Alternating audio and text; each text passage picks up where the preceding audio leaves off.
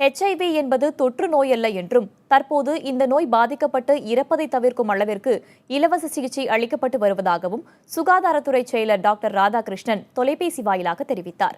முறையாக சிகிச்சை பெற்றால் HIV-யால் பாதிக்கப்பட்டவர்களும் எந்த பாதிப்பும் இல்லாமல் வாழ முடியும் என்றும் இதுகுறித்து மற்ற மக்களுக்கு நேரடியாக சென்று விழிப்புணர்வு ஏற்படுத்த நடவடிக்கை எடுக்கப்பட்டு வருகிறது என்றும் அவர் கூறினார். இந்த நோய் ஒருத்தருக்கு ஒருத்தர் தொற்றாக பரவக்கூடிய நோய் அல்ல.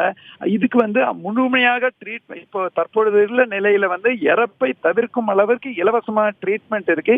இவங்க அந்த ட்ரீட்மெண்ட் சாப்பிடும்போது சாதாரண லைஃப் ஸ்டைல் வாழ்வாதாரத்துல வரக்கூடிய டிசீஸ் மாதிரி நம்ம எல்லாரும் இருக்கும் அளவுக்கு அவங்க லைஃப் முழுமையா எந்த பாதிப்பு இல்லாம அவங்களை நடத்துவதற்கான ஃபெசிலிட்டிஸ் இருக்குங்கிறத கொண்டு போகணும். குறிப்பா இந்த மற்ற மக்களுக்கு விழிப்புணர்வு ஏற்படுத்துவதற்கு இந்த தொண்டு நிறுவனம் மூலமா மட்டுமல்லாமல் நம்ம டிரான்சாக்ஸ் மூலமா நேரடியா நடவடிக்கை எடுத்துட்டு வரோங்க.